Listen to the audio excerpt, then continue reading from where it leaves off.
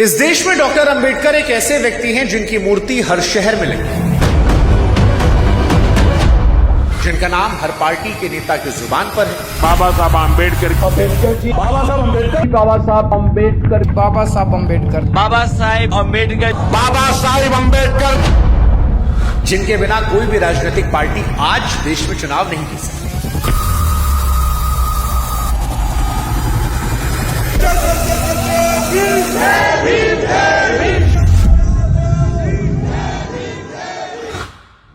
इसीलिए उनकी तस्वीर को आप हर जगह पाएंगे। तस्वीर हर सरकारी दफ्तर में, नेता के हाथों में, हर प्रोटेस्ट में। लेकिन अफसोस कि भारत में लोग डॉक्टर भीमराव अंबेडकर को पढ़ते नहीं हैं। डॉक्टर अंबेडकर का सच यह है कि वो इस मुल्क के सबसे ज्यादा कोट किए जाने वाले आदमी हैं, पर अफसोस ये कि सबसे कम पढ़े जाने वाले व्यक्तियों में से भी। और जहां पर पढ़ाई लिखाई कम होती है वहां झूठ अपने आप उगने लगते हैं, खरपतवार की तरह, बिना बोए बिना पानी दिए। इसलिए हमें लगा कि जब सारा देश अंबेडकर को कोट कर रहा है तो अंबेडकर को लेकर जो झूठ, जो अफवाह या जो बातें बढ़ा चढ़ा कर पेश की जाती हैं, आज उनको एक्सपोज कर देते हैं। इसलिए आज इस वीडियो में हम 19 सवाल लेकर आए हैं जो या तो अंबेडकर के नाम पर झूठ में फैलाए गए हैं, या उन्हें छोटा दिखाने के लिए, उन्हें गाली देने के लिए, या जबरदस्ती बड़ा दिखाने के लिए। इस वीडियो को सुनने से पहले हम चाहते हैं कि आप जान लें कि अगर आप ये सोचकर बैठे हैं कि आज सामने वाले खेमे की धुलाई होगी और आपका पक्ष बचकर निकल जाएगा, तो थोड़ा संभल कर, क्योंकि हम ना गोदी मीडिया है ना गोदी मीडिया। हां, हम दोनों ही गोद में नहीं बैठे हैं, और इसीलिए आप संभल कर बैठिएगा, क्योंकि जहां जहां टूटना बनता है वहां वहां आज टूटेगा, चाहे वो किसी का पक्ष हो। कुछ झूठ है जो डॉक्टर अंबेडकर साहब को छोटा दिखाने के लिए गढ़े गए हैं, और कुछ जो उन्हें जबरदस्ती बड़ा दिखाने के चक्कर में उनके चाहने वालों ने गढ़े। और हमारा यह मानना है कि दूसरे वालों ने भी अंबेडकर साहब का नुकसान कम नहीं किया है, क्योंकि जब आप जबरदस्ती नकली मेडल पहनाते हैं तो असली मेडल भी शक के दायरे में आता है। इसलिए आज दोनों की बारी आएगी, और आज मैं किसी से माफी नहीं मांगने वाला हूं, क्योंकि किसी आदमी की बेइज्जती उसकी आलोचना नहीं होती है। सबसे बड़ी बेइज्जती यह होती है कि उसे बिना पढ़े पूछ लिया जाए और बिना पढ़े गाली दी जाए। इसलिए आज आप दोनों थोड़ा संभल कर, पर यह भरोसा दिलाते हैं कि अगर आप सचमुच अंबेडकर को पढ़ना चाहते हैं तो इस वीडियो के बाद आपको अंबेडकर साहब को लेकर कोई दिमाग में शको सुबह शंका नहीं रह जाएगी। अगर मैं आपसे कहूं कि अगले 2 दिनों में आपको उतनी नॉलेज, उतने बिजनेस आइडियाज और उतने कनेक्शंस मिल सकते हैं जिसको बनाने में कई लोगों को 6 महीने से 1 साल लग जाते हैं, तो क्या आप अपनी जिंदगी के 2 दिन निकालेंगे? अगर जवाब हां है तो 11 और 12 सितंबर की तारीख नोट कर लीजिए, क्योंकि गुजरात के गांधीनगर स्थित महात्मा मंदिर कन्वेंशन सेंटर में होने जा रहा है ऊडू एक्सपीरियंस 2026 इंडिया।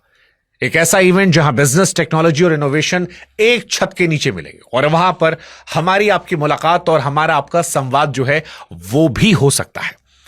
आपको बता दें 45,000 से ज्यादा लोग शामिल होंगे, 180 से ज्यादा एग्जीबिशंस होंगे, 200 से ज्यादा सेशंस होंगे और 10 स्पेशल मास्टर क्लासेस आयोजित की जाएंगी। लेकिन असली बात सिर्फ इन आंकड़ों में नहीं है। असली बात यह है कि सीधे सीधे आप उन लोगों से मिलेंगे, सीखेंगे जिन्होंने बिजनेस की दुनिया में बड़े फैसले लिए हैं और जो ट्रेंड सेट करते हैं। ऊडू की लीडरशिप भी यहां मौजूद होगी। आप उनसे सीधे सीख सकते हैं जिन्होंने दुनिया भर के बिजनेस को बेहतर करने में हेल्प की है। अगर बात ऊडू की जाए तो सिर्फ एक सॉफ्टवेयर थोड़ी है, ये बिजनेस चलाने का पूरा सिस्टम है। Accounting, sales, marketing, HR, inventory, manufacturing समेत 45 से अधिक बिजनेस एप्स एक प्लेटफॉर्म पर हैं, ताकि आपका पूरा बिजनेस एक जगह से आसानी से मैनेज हो सके। अगर आप बिजनेस करते हैं, स्टार्टअप चला रहे हैं, किसी कंपनी को ग्रो करना चाहते हैं, या सिर्फ यह समझना चाहते हैं कि आने वाले समय में बिजनेस की दुनिया किस दिशा में जा रही है, तो यह इवेंट आपके लिए है। देर मत कीजिएगा। रजिस्ट्रेशन का लिंक हमने डिस्क्रिप्शन में दिया है, आप चेक कीजिए, अपनी सीट बुक कीजिए, और 11 और 12 सितंबर को गांधीनगर में आपका हम इंतजार करते हैं। अब शुरुआत करते हैं डॉक्टर अंबेडकर को लेकर। सबसे पहला सवाल डॉक्टर अंबेडकर को लेकर कि क्या डॉक्टर अंबेडकर ने अकेले बैठकर पूरा संविधान लिखा था? ये सबसे पहली और सबसे आम बात है जो बचपन से हमारे कानों में डाली गई है। मानो जैसे किसी ने अकेले बैठकर 3 साल तक कलम चलाई और दरवाजा खोलकर देश को संविधान थमा दिया। ये सुनने में बड़ा खूबसूरत है, लेकिन अगर आप उस दौर में जाएंगे जहां पर संविधान लिखा जा रहा था, तो संविधान सभा में करीब 300 सदस्य थे और उसकी 2 दर्जन से ज्यादा कमेटियां थी, जिसमें ड्राफ्टिंग कमेटी सिर्फ एक थी। इस कमेटी की बात करेंगे तो ये कमेटी 29 अगस्त 1947 को बनाई जाती है और डॉक्टर अंबेडकर समेत 7 लोग इसमें होते हैं। इसके खास लोगों में अल्लादी कृष्णस्वामी अय्यर साहब और के.एम. मुंशी जैसे उस दौर के जो बड़े कानूनी दिमाग के लोग थे वो शामिल थे। अब इस कमेटी के सामने जो पहला ड्राफ्ट रखा गया वो आपको जानकर हैरानी होगी कि डॉक्टर अंबेडकर का लिखा हुआ था ही नहीं। वो अक्टूबर 1947 में संविधान सभा के सलाहकार सर बी.एन. राव ने तैयार किया था, जो खुद संविधान सभा के सदस्य तक नहीं थे। जिस आदमी ने उस पूरे कानूनी ढांचे को शब्दों में ढाला वो थे एस.एन. मुखर्जी साहब, जिन्हें चीफ ड्राफ्टमैन कहा गया। तो इसका मतलब क्या निकाला जाए कि डॉक्टर अंबेडकर की कोई भूमिका नहीं थी? नहीं, यहीं पर इस कहानी का दूसरा पहलू आता है और ये वाला पलड़ा काफी भारी हो जाता है पहले वाले पर। दरअसल उसी ड्राफ्टिंग कमेटी के एक सदस्य टी कृष्णचारी ने खुद संविधान सभा में खड़े होकर कहा था कि 7 में से 6 सदस्य असल में वो नहीं दे पाए जो उनसे उम्मीद थी। कोई इस्तीफा दे गया, कोई बीमारी से टूट गया, कोई दूसरे कामों में चला गया। अब यह बयान एक साथी सदस्य का है, किसी बाहर वाले का नहीं है, और इसे शब्द दर शब्द उठाना अय्यर जैसे लोगों के साथ नाइंसाफी होगी, जो उस दौर के सबसे बड़े संविधान विशेषज्ञों में गिनाते थे।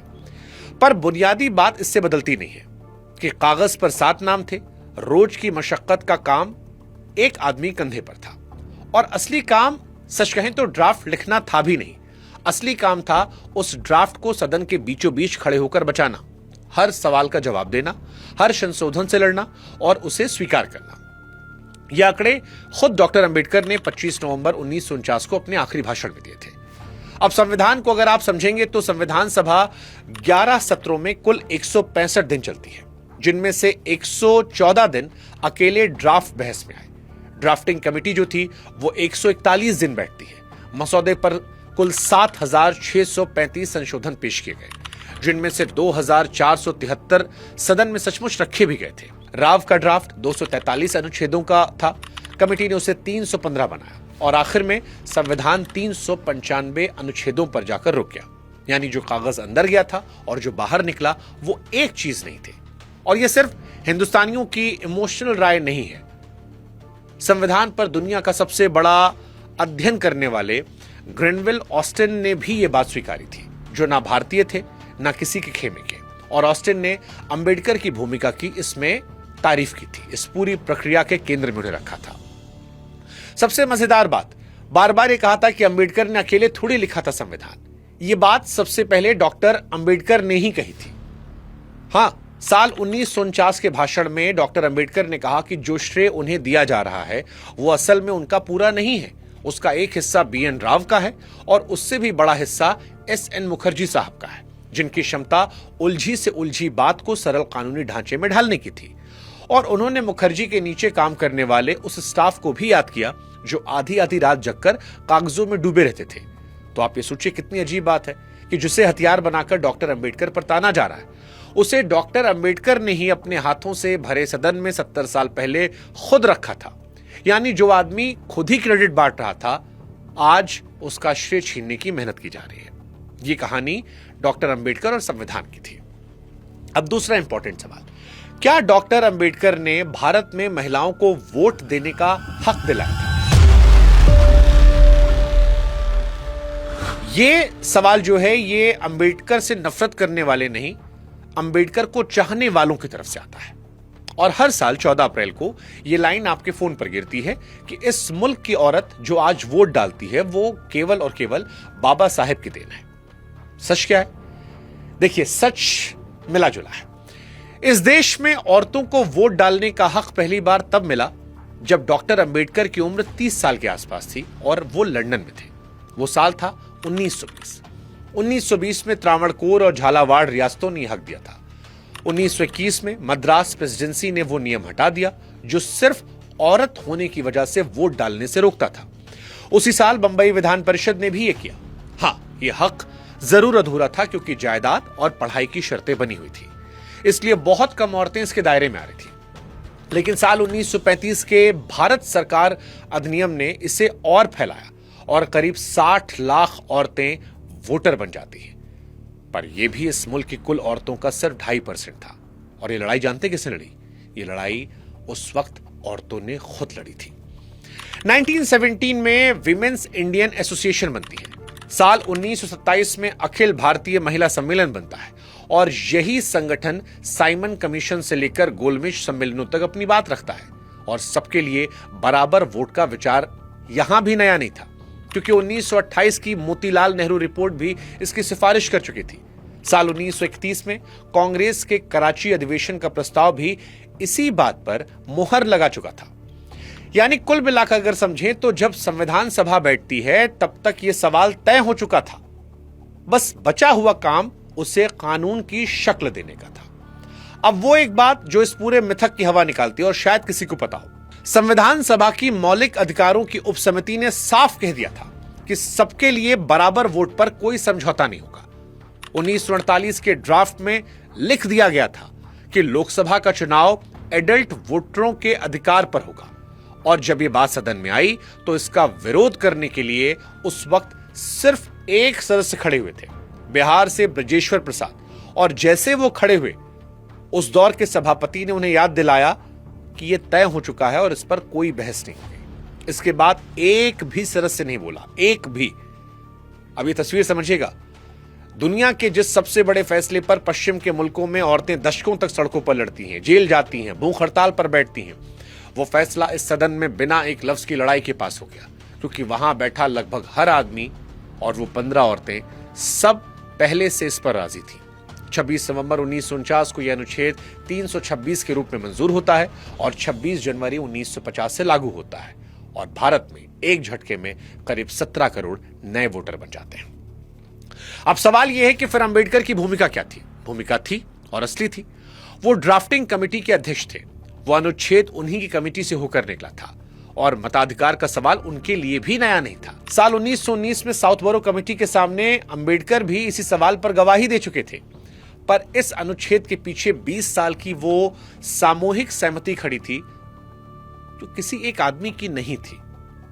अब वो बात जो सबसे ज्यादा चुभती है, जिस लड़ाई का श्रेय उन्हें दिया जाता है, वो लड़ाई उन्हें लड़नी नहीं पड़ी, क्योंकि वो लड़ाई पहले से ही जीती हुई थी। और औरतों के लिए जो लड़ाई उन्होंने सचमुच लड़ी, उसमें वो अकेले थे। वो लड़ाई क्या थी, वो इस वीडियो में हम आपको आगे बताएंगे। अगला सवाल, क्या डॉक्टर भीमराव अंबेडकर ने आरक्षण की शुरुआत भारत में की? यह सवाल बड़ा मजेदार इसलिए है क्योंकि अंबेडकर जी को गाली देने वाले और अंबेडकर जी के लिए ताली बजाने वाले दोनों यहां पर एक साथ गलत होते हैं। एक तरफ भारत में वो लोग हैं जो तारीफ में कहते हैं कि बाबा साहब की वजह से आरक्षण मिला, दूसरे तरफ वो लोग हैं जो इस ताने में कहते हैं कि आरक्षण को लेकर जितना विवाद है वो डॉक्टर अंबेडकर की वजह से है। लेकिन सच क्या है? सच इन दोनों के बीच में है। फैक्ट बताते हैं आपको। भारत में जब पहली बार आरक्षण लागू हुआ, अंबेडकर जी उस वक्त 12 साल के भी नहीं थे। तारीख थी 26 जुलाई साल 1902। जगह थी कोल्हापुर रियासत।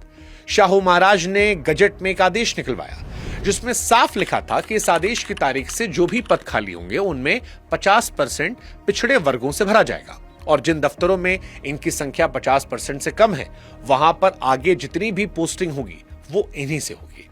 इतना ही नहीं, हर विभाग के मुखिया को भी 3-3 महीने पर रिपोर्ट भेजने का आदेश था।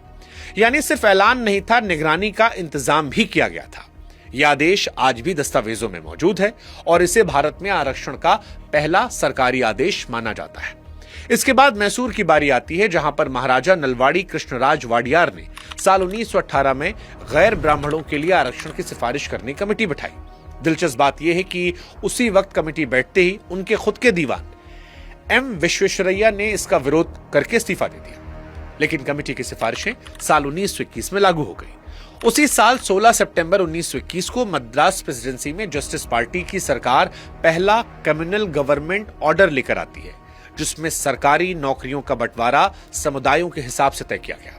यह सारा कुछ अंबेडकर साहब के सार्वजनिक जीवन में उतरने से पहले की बात है। सवाल फिर अंबेडकर साहब ने किया क्या?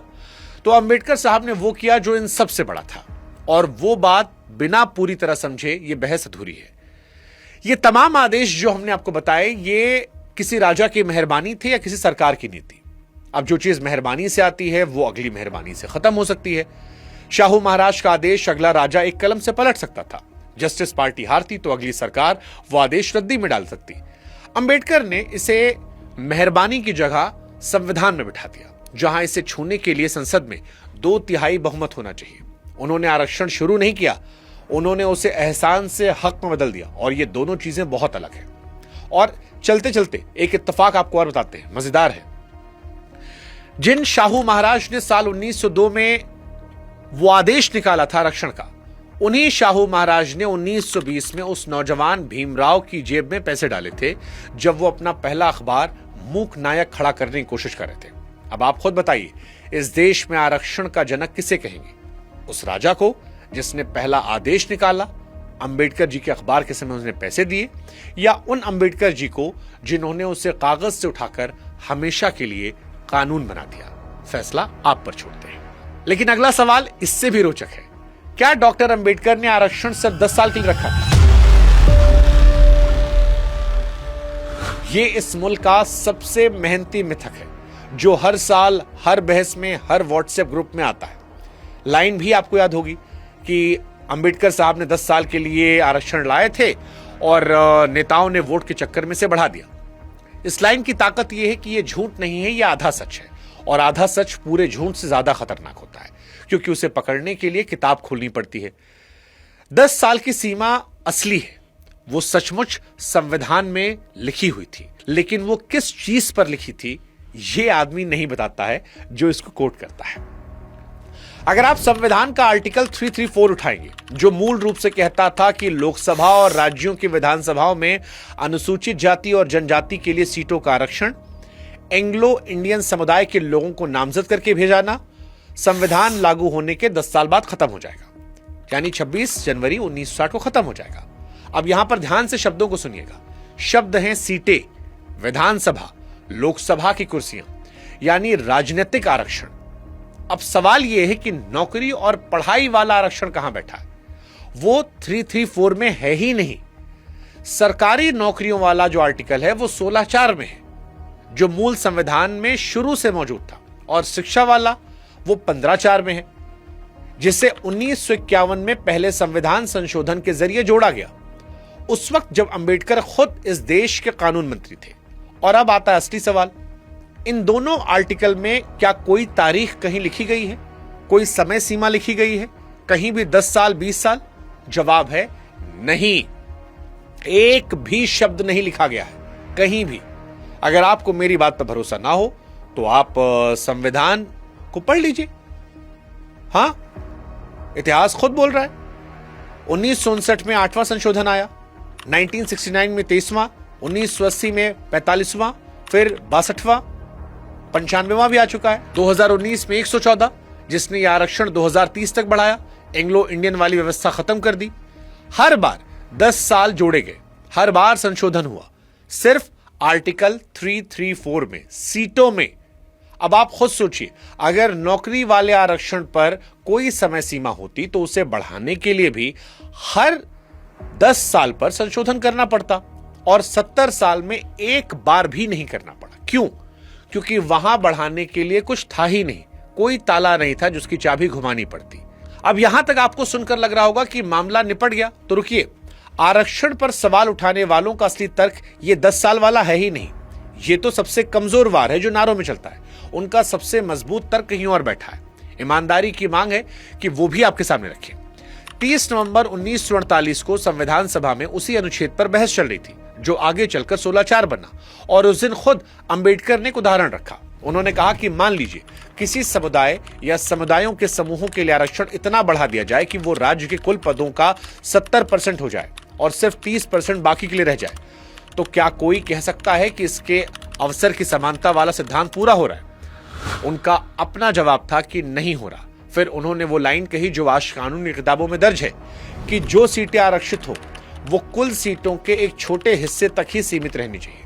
यानी सीमा उन्होंने लगाई थी, पर वो सीमा घड़ी की नहीं थी, तराजू की थी, समय की नहीं थी, दायरे की थी। उन्होंने ये नहीं कहा कि 10 साल बाद बंद कर देना चाहिए। उन्होंने कहा ये कभी बहुमत पर कब्जा ना कर लें, और ये कोई दबी हुई लाइन नहीं है। 1992 में इंदिरा साहनी वाले ऐतिहासिक फैसले में सुप्रीम कोर्ट ने 50% की जो सीमा तय की, उसके पीछे अदालत ने अंबेडकर की इसी बात को आधार बनाया था। तो अगर आप पूरी तस्वीर देखेंगे, अपने हिसाब से फिर तय कीजिएगा। कि जो चीज 10 साल के लिए बनी थी वो थी विधानसभा की सीटें। नौकरी और दाखिले पर वक्त की कोई मियाद थी ही नहीं, लेकिन दायरे की एक हद जरूर थी और वो हद खुद अंबेडकर के मुंह से निकली थी। इसका मतलब यह हुआ कि आरक्षण पर बहस करने की गुंजाइश आज भी पूरी है, बस वो बहस सही जगह होनी चाहिए, कैलेंडर पर नहीं पैमाने पर। और सबसे मजेदार बात यह कि 10 साल वाला नारा लगाने वाले लोग अपने ही पक्ष का सबसे मजबूत तर्क सालों से जाया कर रहे हैं, क्योंकि वो संविधान खोलकर पढ़ते नहीं। तो सवाल यह नहीं कि अंबेडकर ने आरक्षण कितने साल के रखा, सवाल यह है कि इस देश में उनके नाम पर लड़ने वाले दोनों पक्षों में क्या किसी एक ने भी अंबेडकर को सलीके से पढ़ा। अब अगला सवाल, क्या आरबीआई अंबेडकर साहब ने बनाया था? देखिए, यह दावा हर साल 14 अप्रैल को आपके फोन पर आता होगा कि रिजर्व बैंक ऑफ इंडिया की स्थापना डॉक्टर भीमराव अंबेडकर साहब ने की थी। इस पूरी कहानी को समझने के लिए 3 तारीखें काफी हैं। पहली, साल 1923 की, जब लंदन स्कूल ऑफ इकोनॉमिक्स में प्रोफेसर एडविन कैनन की देखरेख में उनका शोध पूरा होता है और किताब की शक्ल में छपता है, जिसका नाम था the problem of the rupee, its origin and solution. और इसी काम पर लंदन यूनिवर्सिटी ने उन्हें डिग्री दी थी। यह किताब रुपए की गिरती कीमत और अंग्रेजों की मुद्रा नीति पर उस दौर की बड़ी चीरफाड़ थी।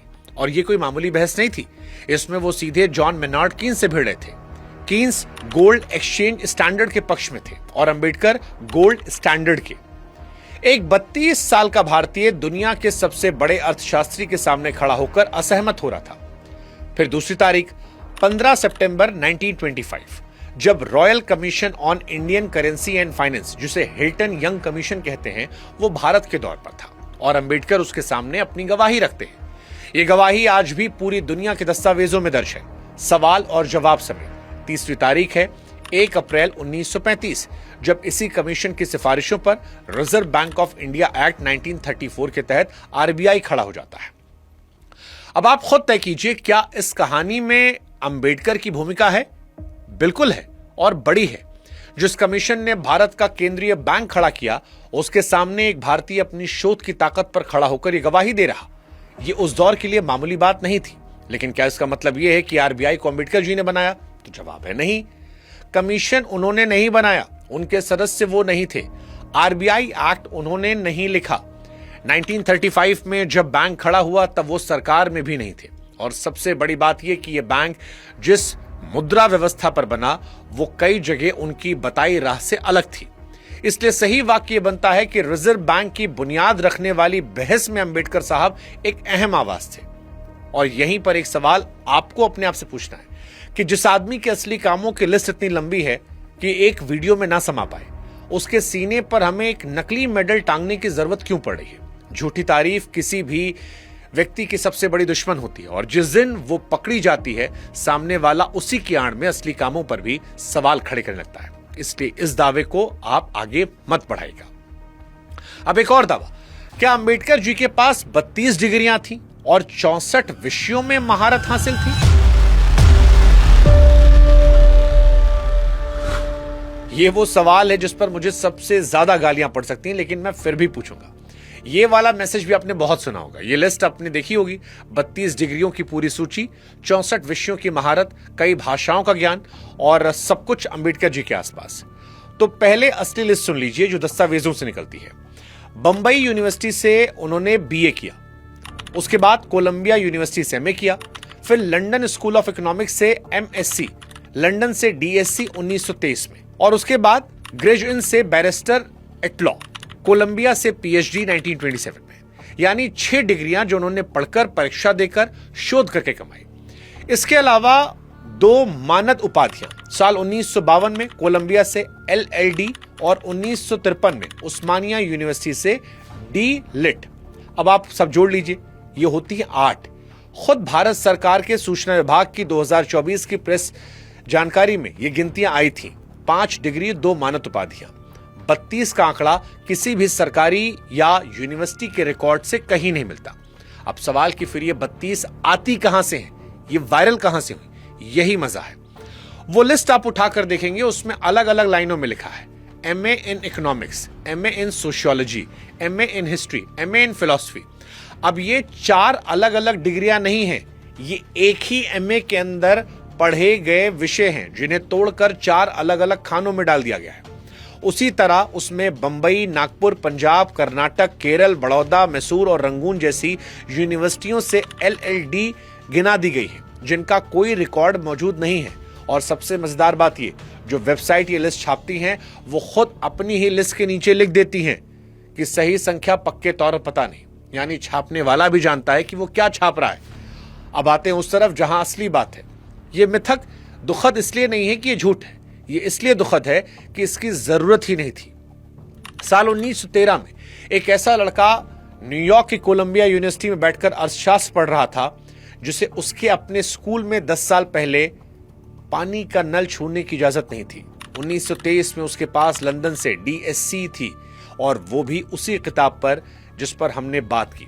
वो विदेश जाकर अर्थशास्त्र में डॉक्टरेट करने वाले पहले भारतीयों में से एक थे। ये रिकॉर्ड है, इसमें एक भी अंक जोड़ने की जरूरत नहीं, और जो जोड़ता है वो असल में ये मान रहा होता है कि असली रिकॉर्ड काफी नहीं होता है।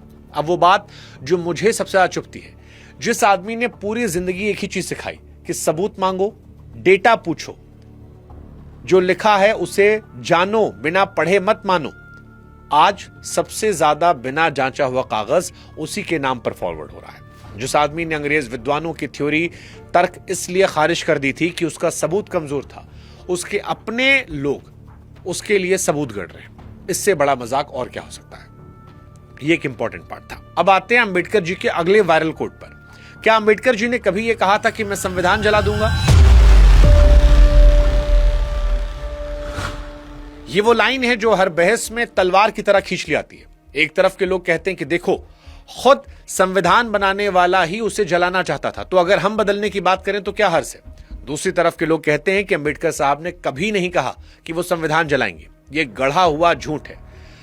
अब सच क्या है यह समझना जरूरी है। देखिए, ये कोई फर्जी कोट नहीं है, यह संसद के रिकॉर्ड में दर्ज है। तारीख थी 2 सितंबर 1953, जगह थी राज्यसभा, बहस चल रही थी आंध्र स्टेट बिल पर, यानी भाषा के आधार पर आंध्र राज्य बनाने की मांग। ये वही मामला था जिसमें पोटी श्री रामुलु आमरण अनशन पर करते हुए अपनी जान गंवा चुके थे, और सरकार तब जागी थी। अंबेडकर उस दिन खफा थे, और उनका खफा होना इस बात का था कि नए राज्य में अल्पसंख्यकों को, जिसमें दलित भी शामिल थे, जुल्म, दमन और सांप्रदायिकता से बचाने के लिए ठोस इंतजाम नहीं किए जा रहे थे। उन्होंने सुझाव दिया था इसके लिए राज्यपाल को विशेष अधिकार दिए जाएं, और इसी बहस के बीच वो लाइन निकली कि मैंने संविधान को बनाया है, मैं बता दूं इसे जलाने वाला पहला आदमी मैं ही रहूंगा। और यही ठीक इसी जगह पर हर आदमी कहानी को रोक देता है, वो स्क्रीनशॉट लेकर काट देता है, भाषण खत्म कर देता है। लेकिन कहानी यहीं असली शुरू होती है, क्योंकि इसके 2.5 साल बाद 19 मार्च 1955 को राज्यसभा में फिर बहस चल रही थी, और इस बार चौथे संविधान संशोधन पर पंजाब से सांसद डॉक्टर अनूप सिंह ने खड़े होकर अंबेडकर को उनकी वही पुरानी बात याद दिलाई कि आप तो संविधान जलाने की बात करते थे। और अंबेडकर ने जवाब दिया, वो इस पूरे किस्से का दिल है। उन्होंने कहा, पिछली बार जल्दबाजी में वजह नहीं बता पाया था, आज मेरे दोस्त ने मौका दिया है तो सुन लीजिए। हमने मंदिर एक देवता के लिए बनाया ताकि वो आकर उसमें विराजे, लेकिन देवता के स्थापित होने से पहले ही अगर उसमें राक्षस कब्जा कर लेते हैं तो मंदिर गिरा देने के अलावा रास्ता क्या बचता है। हमने ये मंदिर असुरों के लिए नहीं बनाया था, देवताओं के लिए बनाया था, इसलिए मैंने कहा था मैं इसे जला देना चाहूंगा। और अब वो हिस्सा सुनिए जो लगभग कोई नहीं सुनता। उसी बहस में बिहार के सांसद BKP सिन्हा ने बीच में टोका और कहा कि मंदिर गिराने के बजाय राक्षस खत्म कर दीजिए। और अंबेडकर का जवाब कुछ शब्दों का था, ये नहीं हो सकता, हमारे पास इतनी ताकत नहीं है। ये एक थके आदमी का जवाब था, संविधान से नफरत करने वाले का नहीं। और उसी दिन उसी बहस में यह भी कहा था कि जो संविधान इस देश को मिला है वो शानदार दस्तावेज है, और ये कहते हुए गर्व महसूस होता है। यानी एक ही आदमी एक ही दिन एक ही सदन में संविधान को शानदार भी कह रहा है और जलाने की बात भी दोहरा रहा है। विरोधाभास आपको ये लग रहा होगा, लेकिन ये विरोधाभास नहीं है, बशर्ते आप उनके तर्क को समझने की कोशिश करें। उनकी शिकायत उन पन्नों से नहीं थी, उनकी शिकायत उन लोगों से थी जो उन पन्नों को चलाने की कुर्सी पर बैठे थे। नाराजगी मंदिर से नहीं थी, मंदिर पर कब्जा जमाए लोगों से थी। और ये बात याद रखिएगा कि 1953 और 1955 की बात है, यानी उस दौर की जब वो हिंदू कोड बिल अटकने पर 1951 में मंत्री पद से इस्तीफा दे चुके थे, और सरकार से उनका भरोसा लगातार टूट रहा था। ये गुस्सा घट नहीं रहा था, बढ़ रहा था, और इसे सब ठीक था, बस लागू करने में जरा दिक्कत थी कहकर हल्का कर देना उतनी ही बेईमानी होगी जितनी इसे संविधान के खिलाफ बताना। तो जो लोग ये आधी लाइन उठाकर कहते हैं कि संविधान बनाने वाले को खुद संविधान पसंद नहीं था, वो पूरी कहानी नहीं बता रहे। असली सवाल हालांकि इन दोनों से बड़ा है, और वो ये है कि अगर संविधान बनाने वाला आदमी अपने ही बनाए मंदिर को देखकर कह रहा है कि इस पर तो राक्षसों ने कब्जा कर लिया, तो 70 साल बाद हमें यह पूछने की हिम्मत करनी चाहिए या नहीं कि आज उस मंदिर पर कौन बैठा है। अब अगला सवाल बड़ा इंपॉर्टेंट है, क्या डॉक्टर भीमराव अंबेडकर सिर्फ एक जाति के नेता थे? ये इस देश में सवाल सबसे ज्यादा सुविधा के साथ पूछा जाता है। कुछ लोग इसे तंज में पूछते हैं कि वो तो बस अपने समाज की बात करते थे, कुछ लोग इसे प्यार में मानते हैं कि वो हमारे समाज के मसीहा थे, और मजे की बात यह है कि दोनों मिलकर उन्हें एक ही डिब्बे में बंद कर देते हैं। एक कहता है कि सिर्फ इतने ही थे और दूसरा कहता है सिर्फ हमारे थे, और इसी चक्कर में उनका आधा जीवन कहीं गायब हो जाता है। तो आइए इसको भी समझते हैं। जुलाई 1942 में अंबेडकर वायसराय की एग्जीक्यूटिव काउंसिल में लेबर मेंबर बनते हैं, यानी उस दौर के हिसाब से देश के श्रम मंत्री, और अगले 4 साल तक इस कुर्सी पर रहते हैं। 27 नवंबर 1942 नई दिल्ली 7वां भारतीय श्रम सम्मेलन। उस वक्त इस मुल्क का कानून हफ्ते के 54 घंटे और दिन के 10 घंटे की इजाजत देता था। फैक्ट्री की जमीन पर हालात उससे बुरे थे। इसी सम्मेलन में 8 घंटे की शिफ्ट का प्रस्ताव आगे बढ़ाया गया, और 1946 में फैक्ट्रीज एक्ट में संशोधन करके हफ्ते के घंटे 54 से घटाकर 48 कर दिए गए। यहीं पर एक बात समझना जरूरी है, क्योंकि इस पर सबसे ज्यादा बढ़ा चढ़ाकर बुलाता है। 8 घंटे की शिफ्ट का विचार अंबेडकर जी ने इजाद नहीं किया था। यह लड़ाई दुनिया भर के मजदूर 19वीं सदी से लड़ रहे थे। 1919 यानी साल 1919 में ILO इसे अपना पहला अंतर्राष्ट्रीय मानक बना चुका था। तो सही वाक्य यह है कि लड़ाई शुरू उन्होंने नहीं की, पर इस मुल्क में कानून की शक्ल देकर उसकी मेज पर उतारी। अब वो अपने आप में कोई छोटी बात नहीं है। इस दौर में औरत मजदूरों के लिए मातृत्व लाभ का इंतजाम हुआ, बराबर काम करने के लिए बराबर मजदूरी का सिद्धांत सामने रखा गया, प्रोविडेंट फंड का ढांचा खड़ा हुआ, रोजगार दफ्तर यानी एम्प्लॉयमेंट एक्सचेंज शुरू हुए, सामाजिक सुरक्षा का वो पूरा खाका बना जो 1948 में जाकर कर्मचारी राज्य बीमा यानी ESI की शक्ल में सामने आया, और आज आपकी कंपनी जो मेडिकल सुविधा देती है उसकी जड़ें यहीं दबी हैं। इसी दौर में दामोदर वैली से लेकर हीराकुड तक देश की बड़ी नदी घाटी योजनाओं का खाका बना। पानी और सिंचाई के लिए वो केंद्रीय आयोग बना जो आगे चलकर सेंट्रल वाटर कमीशन बना, और बिजली के लिए वो तकनीकी बोर्ड बना जो आगे चलकर बिजली ढांचे की बुनियाद बना। यानी चाहे बांध हो, बिजली हो, पानी हो, इनकी जो व्यवस्था आज हम देखते हैं उसका नक्शा उस आदमी की मेज पर था जिसे हम सिर्फ एक जाति का नेता कहकर कोने में बिठाते हैं। यहां एक बात ईमानदारी की भी, क्योंकि इस वीडियो का काम बढ़ा चढ़ाकर बोलना नहीं है। ये सारे फैसले अकेले किसी एक आदमी के नहीं थे, उस काउंसिल में और भी लोग थे। अंग्रेजी सरकार अपनी जरूरतों से चल रही थी, और युद्ध का दबाव भी एक बड़ी वजह था कि मजदूरों को खुश रखना पड़े। पर विभाग उनके पास था, फाइल उनकी मेज से गुजरती थी, और दिशा उन्होंने तय की। इसे अंबेडकर ने अकेले कर लिया कहना गलत होगा, और अंबेडकर का इसमें कुछ भी नहीं था, वो इससे बड़ा झूठ होगा। अब वो लड़ाई जिसका वादा हमने इस वीडियो की शुरुआत में किया था, आप याद कीजिए, औरतों को वोट देने का हक अंबेडकर ने पूरी तरह से नहीं दिलाया, कानून बनाया था, लेकिन औरतों के लिए एक लड़ाई अंबेडकर साहब ने लड़ी थी जिसमें वो हार गए थे। वो लड़ाई थी हिंदू कोड बिल। आजादी के बाद कानून मंत्री बनने पर उन्होंने ये बिल आगे बढ़ाया जिसमें हिंदू औरतों को तलाक का हक, पिता की जायदाद में हिस्सा और गोद लेने से लेकर शादी तक के मामलों में बराबरी देने की बात थी। यह बिल दलितों के लिए नहीं था, ये उन्हीं ऊंची जातियों की औरतों के लिए था जिन पर अंबेडकर साहब से भेदभाव करने का आरोप था। और जब यह बिल संसद में अटक गया तो सितंबर 1951 में उन्होंने मंत्री पद से इस्तीफा दिया। 10 अक्टूबर 1951 को अपनी बात सबके सामने रखी। अब आप ठहर कर सोचिए, कुर्सी छोड़ना आसान काम नहीं होता, और वो कुर्सी उस आदमी ने छोड़ी जिसके पास खोने को सबसे ज्यादा था, और छोड़ी भी किसके लिए? उन औरतों के हक के लिए जो उनकी अपनी जाति की नहीं थी। ये वो कहानी है जो 14 अप्रैल की किसी फॉरवर्ड में नहीं मिलती, क्योंकि उसमें जीत है। ऐसे आदमी को एक जाति के डिब्बे में बंद करना क्या उसका अपमान नहीं है? सोचिएगा, क्या यह हमारी अपनी नजर का छोटा होना नहीं है? बड़ा इंपॉर्टेंट सवाल है यह। और फिर बताएगा, क्या अंबेडकर किसी एक जात के थे? हैं? सोचिएगा। अगला सवाल, क्या डॉक्टर अंबेडकर अंग्रेजों के एजेंट थे? यह आरोप आज भी चलता है और इसके पीछे 3 बातें गिनाई जाती हैं। पहली कि वो गोलमेज सम्मेलनों में लंदन जाकर बैठते थे जबकि कांग्रेस पहला सम्मेलन बहिष्कार कर रही थी। दूसरी कि उन्होंने दलितों के लिए अलग वोटर लिस्ट और अलग उम्मीदवार वाली व्यवस्था मांगी जिससे समाज बंटता। तीसरी 1942 में उन्होंने अंग्रेजी सरकार की काउंसिल में मंत्री पद ले लिया, वो भी उसी साल जब भारत छोड़ो आंदोलन चल रहा था और कांग्रेस के हजारों लोग जेल में थे। अब आरोप को उसके सबसे मजबूत रूप में रखा गया। अब इसका जवाब आपको बताते हैं। 20 नवंबर साल 1930 लंदन, पहला गोलमेज सम्मेलन। वहां खड़े होकर अंबेडकर साहब ने जो कुछ कहा था वो आज भी सम्मेलन के सरकारी रिकॉर्ड में दर्ज है। उन्होंने कहा कि वो 4 करोड़ 30 लाख लोगों की तरफ से बोल रहे हैं, यानी ब्रिटिश भारत की कुल आबादी के 5वें हिस्से की तरफ से। फिर उन्होंने अंग्रेजों के मुंह पर कहा उनके जख्म आज भी खुले पड़े हैं और भरे नहीं, जबकि ब्रिटिश राज के 150 साल गुजर चुके हैं। और उन्होंने ये भी कहा कि वो अंग्रेजों पर बेरुखी का इल्जाम नहीं लगाते, बल्कि उनका नतीजा यह है कि अंग्रेज इस समस्या का हल करने के काबिल नहीं है। और सबसे बड़ी बात, उन्होंने साफ कहा कि दलित समाज आजादी की मांग अपने बाकी देशवासियों के साथ पूरी तरह खड़ा है। जब तक सत्ता उनके हाथ में नहीं आती उनकी शिकायतें कोई नहीं दूर कर सकता। अब उल्टी बात देखिए, जिस मंच पर जाने के लिए उन्हें आज तक अंग्रेजों का पिट्ठू कहा जाता है, उसी मंच पर अंग्रेजी राज को नाकाबिल बताया और 150 साल को बेकार बताया। एजेंट अपने मालिक के घर जाकर मालिक की खिल्ली उड़ा सकता है। अब आते हैं 1942 पर, जो असली आरोप है। जब लाखों लोग जेल जा रहे थे तब उन्होंने अंग्रेज सरकार की कुर्सी क्यों ली?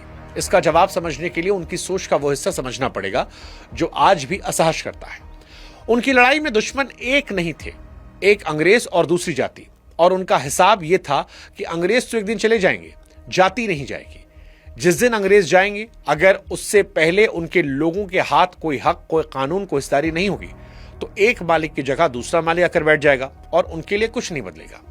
इसलिए उन्होंने वहां जगह बनाई जहां कानून बनते थे, और उस मेज से जो निकला वो हमने अभी गिनाया। 8 घंटे की शिफ्ट, मातृत्व लाभ, प्रोविडेंट फंड, रोजगार दफ्तर। ये किसी वफादारी का इनाम नहीं था, ये 4 साल की मेहनत का नतीजा था। और वो कुर्सी 1946 में उन्होंने खुद छोड़ी। और इस आरोप का आखिरी जवाब वक्त ने खुद दिया कि अगर वो सचमुच अंग्रेजों के आदमी होते तो 1947 में अंग्रेजों के जाते ही उनका करियर खत्म हो जाना चाहिए था। पर हुआ क्या? इसका उल्टा। आजाद भारत की पहली सरकार ने उन्हें कानून मंत्री बनाया। उसी संविधान सभा ने उन्हें ड्राफ्टिंग कमेटी का अध्यक्ष चुना, जिसमें बहुमत उसी कांग्रेस का था जिससे जिंदगी भर वो भिड़ते रहे। एजेंटों को आजादी के बाद इनाम नहीं मिलते, हिसाब मिलता है। पर यहां पर एक बात ईमानदारी की भी, अगर वोटर लिस्ट की मांग असली थी और उस पर उस दौर में गहरी असहमति थी, बहुत लोगों को लगता था कि इससे समाज का बंटवारा पक्का हो जाएगा, और ये डर बेवजह नहीं था। ये बहस उस वक्त भी जायज थी और आज भी जायज है। लेकिन असहमति और गद्दारी में जमीन आसमान का फर्क होता है। किसी की रणनीति से असहमत होना एक बात है और उसे विदेशी ताकत का एजेंट कह देना दूसरी बात है। पहली में बहस होती है, दूसरी में बहस खत्म हो जाती है, और शायद यही असली मकसद होता है। अब अंबेडकर को लेकर एक रोचक सवाल, क्या अंबेडकर को अंबेडकर नाम एक ब्राह्मण ने दिया था? क्या ऊंची जातियों ने उन्हें खड़ा किया? देखिए, यह सवाल कभी अकेला नहीं आता, ये 3 सवाल के पैकेज में आता है। एक कि वो गरीब थे ही नहीं, दूसरा उनका नाम एक ब्राह्मण मास्टर का दिया हुआ था, और उनकी दूसरी पत्नी ब्राह्मण थी। अब मैं आपको पहले ही बता देता हूं, तीनों बातें अलग अलग सच है। पूरा खेल इसमें नहीं है कि यह सच है या नहीं है। पूरा खेल इसमें है कि तीनों को एक साथ जोड़कर एक चौथी बात बेच दी जाती है जो झूठ है, कि इस आदमी को खड़ा तो ऊंची जातियों ने किया था, फिर यह लड़ता उनके खिलाफ रहा। तो आइए तीनों को डिकोड करते हैं और आप खुद समझिएगा कि सच क्या है। सबसे पहले गरीबी। फिल्मों और भाषणों में जो तस्वीर बनाई जाती है वो कुछ ऐसी कि फटे कपड़े, भूखा पेट और एक बच्चा जो अंधेरे से पढ़कर ऊपर गया। लेकिन असली तस्वीर अलग है। उनके पिता रामजी मालोजी सकपाल ब्रिटिश फौज में सूबेदार मेजर थे। उन्होंने पुणे से पढ़ाने का डिप्लोमा लिया था और 14 साल तक फौजी स्कूल के हेडमास्टर रहे। उनके दादा मालोजी सकपाल भी फौज में थे, और अंबेडकर की मां भीमाबाई जी के घर में तो उनके पिता और छवो चाचा सब सूबेदार मेजर थे। यानी ये फौजी परिवार था जो पढ़ा लिखा परिवार था, गांव के मजदूर का परिवार बिल्कुल नहीं था। सवाल कि क्या वो अमीर थे? 1890 के दशक में रिटायर होने के बाद पिता को महीने के 50 रुपए पेंशन मिलती थी, और उसी से 14 बच्चों वाला परिवार चलता था। जिनमें ज्यादातर बचपन में चल बसे। साल 1904 में परिवार बंबई आया और लोअर परेल की एक चौल में एक ही कमरे में रहने लगा, इसी इलाके में जहां मिलके मजदूर रहते थे। यानी सही शब्द गरीब नहीं है, सही शब्द है तंगहाली में जीता हुआ मध्यम परिवार, जिसका मुखिया इस जिद पर अड़ा रहा कि बच्चे पढ़ेंगे चाहे कुछ भी हो जाए। अब वो बात जो इस तरह की कमर तोड़ती है। उस फौज में महार सिपाहियों को कम तनख्वाह मिलती थी, रहने की खराब जगह मिलती थी, वो चाहे कितने भी काबिल हो, कमांडिंग अफसर क्यों ना बन जाए। यानी सूबेदार मेजर बन जाना बराबरी नहीं थी, एक छत वाली नौकरी थी जिसके ऊपर दरवाजा पहले से बंद था। इसलिए यह मिथक टूटने से उनकी कहानी छोटी नहीं बल्कि और बड़ी होती है, क्योंकि अगर उनका दुश्मन सिर्फ गरीबी होती तो पैसा आते ही मामला खत्म होना चाहिए था। पर हुआ क्या, 1917 में वो अमेरिका और लंदन से पढ़कर विदेश की डिग्रियां लेकर बड़ौदा रियासत में ऊंचे ओहदे पर नौकरी करने पहुंचे। उस वक्त वो हिंदुस्तान के सबसे पढ़े लिखे लोगों में से एक थे और उस आदमी को शहर में रहने के लिए एक कमरा तक नहीं मिला, क्योंकि जाति पता चलते ही दरवाजे बंद होते थे। एक पारसी सराय में झूठा नाम बताकर ठहरना पड़ा और वहां भी भेद खुलते लोग डंडे लेकर आए, सामान समेट कर निकलना पड़ा। दिन में वो रियासत के अफसर थे और उसी शाम उनके पास सिर छुपाने की जगह नहीं थी। अब दूसरी बात, नाम। डॉक्टर भीमराव अंबेडकर के नाम को लेकर बड़ी चर्चा चलती है। उनके परिवार का असली सरनेम अंबेडकर नहीं था, वो था सकपाल। उनके पुरखे रत्नागिरी जिले के आमडवे गांव के थे और उस जमाने में महाराष्ट्र में चलन यह था कि स्कूल के रजिस्टर में बच्चे का नाम उसके गांव के नाम से लिखा था। इसलिए जब उनके पिता ने सतारा के स्कूल में दाखिला करवाया तो नाम लिखवाया गया आमडवेकर, यानी आमड़वे गांव वाला। और यही उनके एक मास्टर थे कृष्णा जी केशव अंबेडकर, जो ब्राह्मण थे और इस बच्चे से बहुत प्यार करते थे, और उन्होंने रजिस्टर में आम्बेडवेकर काटकर अपना सरनेम अंबेडकर लिख दिया। अब सवाल यह है कि सबूत क्या है, क्योंकि इस पर वाकई झगड़ा होता है। सबसे भारी सबूत यह है कि यह बात खुद अंबेडकर ने कही थी। 13 अप्रैल 1947 को मराठी पत्रिका नवयुग में छपी एक बातचीत में उन्होंने खुद बताया था कि उनका असली सरनेम आम्बेडवेकर था, गांव का नाम आम्बड़वे था और यह सरनेम उनके मास्टर जी ने दिया था। उसी बातचीत में दोनों वजह एक साथ मौजूद है कि मास्टर को आम्बेडकर बोलना अटपटा लग रहा था और यह भी कि उस बच्चे पर उनका प्यार था। इसके अलावा जिन 3 लोगों ने उनकी सबसे बड़ी जीवनियां लिखी, धनंजय कीर, चांगदेव और वसंत मून, तीनों के यहां यह बात दर्ज है। महाराष्ट्र में अंबेडकर पर सबसे ज्यादा काम करने वाले जानकारों में से एक हरि नरके ने भी इसे सही बताया है। तो सीधा जवाब यह है कि हां, यह बात सही मानी जाती है कि अंबेडकर को नाम उनके मास्टर साहब ने दिया। अब वो हिस्सा जिसके लिए यह सवाल उठाया जाता है, क्योंकि उसी सतारा के स्कूल में उसी दौर में इस बच्चे के साथ क्या हो रहा था वो भी सुन लीजिए। क्लास में तो बैठने दिया गया, पर बाकी बच्चों के साथ नहीं, कोने में अलग, वो भी अपने घर से लाई हुई बोरी, जिसे छुट्टी के बाद खुद उठाकर जाना पड़ता था क्योंकि उसे कोई हाथ नहीं लगाता था। कहा जाता है नाई उनके बाल काटने को तैयार नहीं थे। ये काम घर में उनकी बड़ी बहन करती थी और सबसे बुरा हाल पानी का था। नल को छूने की परमिशन नहीं, इसलिए स्कूल का चपरासी ऊपर से पानी गिराता, वो नीचे मुंह खोलकर पी लेते और जिस दिन चपरासी छुट्टी पर, उस दिन पानी नहीं मिलता था। ये बात किसी और ने नहीं लिखी, ये बात उन्होंने लिखी और इसका शीर्षक रखा था चपरासी नहीं तो पानी नहीं। तो एक ही स्कूल, एक ही उम्र, एक ही बच्चा, एक तरफ मास्टर उससे प्रणाम दे रहा था, उसी स्कूल में पानी नहीं मिल रहा था। और अब तीसरी बात, शादी। अंबेडकर की पहली पत्नी रमाबाई का निधन 1935 में हुआ था। उसके बाद 13 साल तक शादी का ख्याल नहीं किया। फिर 40 के दशक में आखिर में उनकी सेहत टूटने लगी। डायबिटीज, ब्लड प्रेशर, पैरों में नसों वाला दर्द जो रातों को नींद उड़ा रहा था। इसी इलाज के दौरान साल 1947 में डॉक्टर अंबेडकर की मुलाकात डॉक्टर शारदा कबीर से होती है, जो ग्रांट मेडिकल कॉलेज से MBBS थी और उस जमाने की गिनी चुनी औरतों में से थी जिन्होंने डॉक्टरी की पढ़ाई पूरी की थी। वो सारस्वत ब्राह्मण परिवार से आती थी। दोनों के बीच चिट्ठियों का सिलसिला चला, जिसमें बात सिर्फ दवा की नहीं होती, बुद्ध की, समाज की, किताबों की होती थी।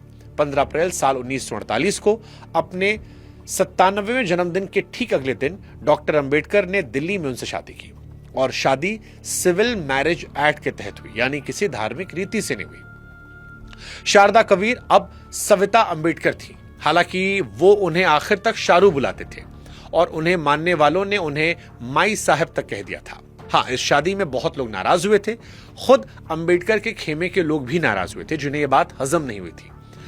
अब वो बात जिसके लिए पूरा हिस्सा रखा गया। 1936 में लिखी अपनी सबसे मशहूर किताब एनिहिलेशन ऑफ कास्ट में अंबेडकर साफ लिख चुके थे कि जाति तोड़ने की असली दवा दूसरी जाति में शादी है, क्योंकि जब तक खून नहीं मिलेगा तब तक अपनापन नहीं आएगा। यानी जो बात उन्होंने 1936 में कागज पर लिखी थी, 1948 में अपनी जिंदगी में करके दिखाई थी। तो अब तीनों को एक साथ रखकर देखिए। हाँ, वो भूखे नहीं मरे। हाँ, नाम एक ब्राह्मण ने उन्हें दिया था, और यह भी सच है कि पत्नी ब्राह्मण थी। तीनों सच जानने के बाद एक चौथी बात जिसका जिक्र करना जरूरी है, क्योंकि जिस आदमी के पास घर था उसे कमरा नहीं मिला, जिसे मास्टर ने नाम दिया उसे स्कूल में पानी नहीं मिला, और जिसे ब्राह्मण से शादी की उसने वो अपनी लिखी किताब पर अमल करते हुए की। अब जो लोग इन तीनों को तंज की तरह उछालते हैं, वो असल में अपने बारे में एक बात बता रहे होते हैं कि उन्होंने इस आदमी की एक भी लाइन नहीं पढ़ी है। और ये एक बहुत बड़ा सच है। ये सच कितना शॉकिंग था, ये आप हमें कमेंट सेक्शन में बता सकते हैं, क्योंकि बहुत सारे लोगों को ये वाला सच नहीं पता था। अगला सवाल है, क्या अंबेडकर साहब कम्युनिस्ट थे? ये सवाल इसलिए उठता है क्योंकि उनका सारा काम गरीब, मजदूर और सबसे नीचे दबे हुए आदमी के इर्द गिर्द घूम रहा था। और इस देश में एक आदत बन गई है कि जो भी गरीब की बात करे उसे किसी न किसी खाने में डाल दो। तो जवाब क्या है? जवाब वो है जो दोनों तरफ के लोगों को चुभेगा। पहला वो हिस्सा जो राइट विंग को असहज करेगा। अंबेडकर पूंजीवाद के भक्त बिल्कुल नहीं थे। साल 1947 में उन्होंने स्टेट्स एंड माइनॉरिटीज नाम का एक दस्तावेज रखा, जिसमें उनका प्रस्ताव था कि देश के बड़े उद्योग और बीमा सरकार के हाथ में हो, और खेती की जमीन को भी सरकारी मालिकाने में लाकर सामूहिक तरीके से चलाया जाए। अब ये कोई हल्की फुल्की बात नहीं है, ये उस दौर का बहुत आगे बढ़ा हुआ समाजवादी खाका था। यानी जो लोग आज उनका नाम लेकर बाजार की तारीफ करते हैं, उन्होंने ये कागज कभी खोला ही नहीं। अब वो हिस्सा जो दूसरी तरफ को चुभेगा। 20 नवंबर साल 1956 को काठमांडू में बौद्ध धर्म के एक बड़े सम्मेलन में उन्होंने एक भाषण दिया, जिसका नाम था बुद्धा और कार्ल मार्क्स। ये उनकी जिंदगी के आखिरी हफ्तों की बात है। इसके सिर्फ 16 दिन बाद उनका निधन हो गया। यानी किसी जवानी के जोश में दिया गया भाषण नहीं था, ये एक बीमार आदमी का आखिरी भाषण था। उस भाषण में उन्होंने कहा कि बुद्ध और मार्क्स की मंजिल एक ही है, दोनों दुख और शोषण खत्म करना चाहते हैं। झगड़ा मंजिल का नहीं, रास्ते का है। और कम्युनिस्टों का रास्ता क्या है? उनके मुताबिक दो ही चीजें, हिंसा और मजदूरों की तानाशाही। उन्होंने साफ कहा कि बुद्ध का तरीका समझाने का है, प्यार का है, नैतिक शिक्षा का है, और वो हिंसा की इजाजत नहीं देता। फिर उन्होंने वो लाइन कही जो सबसे कड़वी है, कम्युनिस्टों को नतीजे जल्दी मिल जाते हैं, क्योंकि जब आप आदमी को मिटा देने का रास्ता चुनते हैं तो विरोध करने के लिए वो बचता ही नहीं। उन्होंने अपने कम्युनिस्ट दोस्तों से कुछ अच्छे सवाल भी पूछे थे, जिसका जवाब कभी नहीं मिला। और सबसे बड़ा सवाल यह था कि तानाशाही के बाद क्या? आप कहते हैं कि राज्य एक दिन अपने आप खत्म हो जाएगा, पर वो दिन कब आएगा, उसकी गारंटी क्या है? उन्होंने ये भी लिखा कि मार्क्स की ये बात कि समाजवाद अपने आप आएगा, वो इतिहास ने गलत साबित कर दी। और इस पूरे झगड़े की जड़ इससे भी पुरानी है। 30 के दशक में मुंबई की मिलों में अंबेडकर और कम्युनिस्ट आमने सामने थे, और उनका सबसे बड़ा इल्जाम कम्युनिस्टों पर यही था कि ये लोग सिर्फ वर्ग देखते हैं, जाति देखते ही नहीं। मजदूर को मजदूर मानकर हिसाब लगाते हैं। ये भूल जाते हैं कि उस मिल के अंदर भी एक मजदूर दूसरे मजदूर के हाथ का पानी तक नहीं पीता। तो जवाब यह है कि वो कम्युनिस्ट नहीं थे, पर वो पूंजीवादी भी नहीं थे।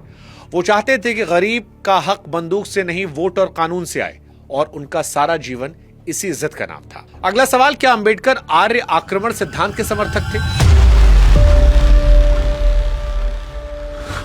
आज इस देश में जो कहानी सबसे ज्यादा सुनाई जाती है वो ये कि बाहर से आर्य आए और उन्होंने यहां के मूल निवासियों को हराया। उन्हीं हारे हुए लोगों को शूद्र और अछूत बना दिया गया। और यह कहानी अक्सर अंबेडकर के नाम से जोड़कर सुनाई जाती है। सच्चाई यह है कि यह कहानी उन्होंने खारिज कर दी थी। साल 1946 में उनकी किताब I who were the Shudras, जो उन्होंने महात्मा ज्योतिराव फूले को समर्पित की थी। और उस किताब में उन्होंने अंग्रेज विद्वानों की गढ़ी हुई आर्य नस्ल वाली पूरी थ्योरी की धज्जियां उड़ा दी। उसके नतीजे बहुत सीधे थे। पहला कि वेदों को आर्य नाम की कोई नस्ल पता ही नहीं है, और उनमें कहीं इस बात का कोई सबूत नहीं कि आर्य नाम की कोई कौम भारत पर हमला करके यहां के लोगों को जीत ले गई हो। और दूसरा कि आर्य दास्य और दस्यु का जो फर्क बताया जाता है वो नस्ल का फर्क नहीं था। उन्होंने लिखा, आर्य कोई नस्ल का नाम नहीं बल्कि एक भाषा और संस्कृति से जुड़ा शब्द है। उनका तर्क यह था कि पश्चिमी विद्वानों ने पहले नतीजा तय किया और फिर उसे साबित करने के लिए शब्द चुने, यानी ये जांच नहीं थी, जांच का नाटक था। और फिर उन्होंने वो बात लिखी जो आज भी चौंकाती है कि ब्राह्मण और अछूत एक ही नस्ल के लोग हैं। अगर ब्राह्मण द्रविड़ है तो अछूत भी द्रविड़ है, और अगर ब्राह्मण नाग है तो अछूत भी नाग है। अब आप समझिए उनका पूरा तर्क क्या कह रहा था। वो कह रहे थे कि जाति का जुल्म असली है, जबरदस्त है, उसके खिलाफ लड़ना होगा, लेकिन उस जुल्म को साबित करने के लिए दो अलग अलग नस्लों की काल्पनिक कहानी की जरूरत नहीं है। उनके हिसाब से शूद्र बाहर से आए हुए हारे हुए लोग नहीं थे, बल्कि उसी समाज का हिस्सा थे जिसे बाद में धकेलकर नीचे किया गया। यानी लड़ाई खून की नहीं थी, व्यवस्था की थी। और यहां एक बात साफ करना जरूरी है, वरना यह हिस्सा गलत हाथों में जाएगा। उनका यह नतीजा उनके अपने जमाने में जो सबूत मौजूद थे उन्हीं पर टिका था। उन्होंने ये जांच पूरी तरह वेदों, पुराने ग्रंथों को पढ़कर की थी। खुदाई के सबूत उस वक्त बहुत सीमित थे और डीएनए वाला विज्ञान तो पैदा ही नहीं हुआ था। आज ये सवाल बिल्कुल अलग औजारों से जांचा आता है और उसकी अपनी बहस है। इसलिए उनकी बात को आज के किसी भी पक्ष का सर्टिफिकेट बनाकर पेश करना उनके साथ बेईमानी होगी, विज्ञान के साथ भी। पर एक बात साफ है, यह तथ्य आज के बहुत सारे लोगों को असहज कर सकता है, और वो लोग उन्हीं के नाम पर झंडा उठाकर घूम रहे हैं। जो आदमी अपनी ही बात को सबूत की कसौटी पर तोड़ने को तैयार हो, उसके नाम पर बिना पढ़े नारे लगाए जा रहे हैं। अगला सवाल, क्या अंबेडकर भाषा के आधार पर राज्य बनने के खिलाफ थे? इसका जवाब यह है कि वो तरीके के खिलाफ थे जिस तरीके से हो रहा था, और उसकी वजह इतनी आगे की थी कि आज 70 साल बाद भी वही बात इस देश की सबसे बड़ी बहस है। 23 दिसंबर साल 1955 को औरंगाबाद में बैठकर एक छोटी सी किताब खत्म की, थॉट्स ऑन लिंग्विस्टिक स्टेट्स, जो राज्य पुनर्गठन आयोग की सिफारिशों पर उनका जवाब था। और उन्होंने जो सबसे पहली बात पकड़ी वो थी राज्य के आकार का भारी अंतर, कि उनके अपने दिए आंकड़ों के हिसाब से उत्तर प्रदेश की आबादी 6 करोड़ के ऊपर बैठ रही थी, बिहार के करीब 4 करोड़, जबकि दक्षिण भारत के कई राज्य 1.25 करोड़ पर सिमट रहे थे। और यही उन्होंने वो बात लिखी जो आज पढ़ने पर रोंगटे खड़े करती है, कि आयोग की सिफारिशों का नतीजा यह होगा कि उत्तर एकजुट हो जाएगा, दक्षिण टुकड़ों में बंट जाएगा। उन्होंने साफ पूछा, क्या दक्षिण उत्तर का दबदबा बर्दाश्त करेगा? अब जरा आज की खबर उठाकर देखिए। जनगणना के बाद लोकसभा की सीटों के बंटवारे को लेकर उत्तर और दक्षिण के बीच तनातनी चल रही है, और यह हुबहू वही बहस है जो अंबेडकर जी 1955 में लिख गए थे। उनका हल क्या था? सूत्र था एक राज्य एक भाषा, और उन्होंने जोर देकर कहा कि इसका उल्टा, यानी एक भाषा एक राज्य जरूरी नहीं, मतलब ये कि एक ही भाषा बोलने वाले लोग कई राज्यों में बंट सकते हैं और इसमें कोई हर्ज नहीं है। इसी आधार पर उन्होंने सुझाव दिया कि उत्तर प्रदेश को 3 हिस्सों में बांटा जाए, बिहार को 2 हिस्सों में जिनकी राजधानियां पटना हो, रांची हो, मध्य प्रदेश को 2 हिस्सों में, महाराष्ट्र को भी कई हिस्सों में। मुंबई के लिए उनका अलग विचार था, उसे उन्होंने एक अलग शहर राज्य बनाने का प्रस्ताव दिया था। और एक सुझाव तो इससे बड़ा था कि देश की एक दूसरी राजधानी भी होनी चाहिए, उसके लिए उन्होंने हैदराबाद का नाम रखा था। अब देखिए वक्त ने क्या किया, बाद में बिहार से झारखंड बना, राजधानी रांची बनी, मध्य प्रदेश से छत्तीसगढ़ बना, उत्तर प्रदेश से उत्तराखंड बना, आंध्र से तेलंगाना बना। यानी जो बात उन्होंने 1955 में लिखी थी, इस देश ने अगले 50 साल में टुकड़ों टुकड़ों में जाकर वही बात मानी। तो यह मिथक ही उल्टा है। वो भाषा के दुश्मन नहीं थे, वो बड़े और भारी राज्यों के दुश्मन थे, क्योंकि उनका मानना था कि जब कोई एक राज्य इतना बड़ा हो जाए कि पूरे देश की राजनीति उसकी मुट्ठी में आ जाए, तो लोकतंत्र का संतुलन बिगड़ने लगता है। और उस डर पर हंसना आज थोड़ा मुश्किल है, क्योंकि आज उसी डर पर संसद में बहस हो रही है। अब इस वीडियो का सबसे मजेदार हिस्सा, सबसे रोचक हिस्सा, क्या गांधी विरोधी थे अंबेडकर? इस सवाल का जवाब आज 2 तरह से दिया जाता है और दोनों झूठ है। एक तरफ वो लोग हैं जो कहते हैं कि दोनों में कोई झगड़ा नहीं था, दूसरी तरफ वो लोग हैं जो कहते हैं कि दोनों एक दूसरे के जानी दुश्मन थे। और सच ये है कि दोनों झूठ बोलते हैं, क्योंकि असली कहानी इसके बीच में है, और वो कहानी दिलचस्प है। गांधी जी और अंबेडकर जी में टकराव असली था, गहरा था। दोनों की पहली मुलाकात अगस्त 1931 में मुंबई में हुई थी, और वहीं से हवा तनी हुई थी। फिर आता है 16 अगस्त 1932, जब ब्रिटिश प्रधानमंत्री रैमजे ने कम्युनल अवार्ड का ऐलान किया। जिसमें दलितों को अलग वोटर लिस्ट का हक मिल गया। और अंबेडकर के लिए ये उनकी जिंदगी की सबसे पहली जीत थी, क्योंकि इसका मतलब था दलित अपना नेता खुद चुनेंगे, ऊंची जातियों के वोट के भरोसे नहीं रहेंगे। और गांधी ने इसे भारी चोट माना। उनका मानना था इससे हिंदू समाज हमेशा के लिए दो हिस्सों में कट जाएगा। इसीलिए 20 सितंबर 1932 को यरवदा जेल में आमरण अनशन शुरू कर दिया। अब हालात समझिए, देश का सबसे बड़ा नेता जेल में भूखा बैठा है, अखबार में उनकी सेहत की खबरें छप रही हैं और पूरा मुल्क एक आदमी की तरफ उंगली किए बैठा है।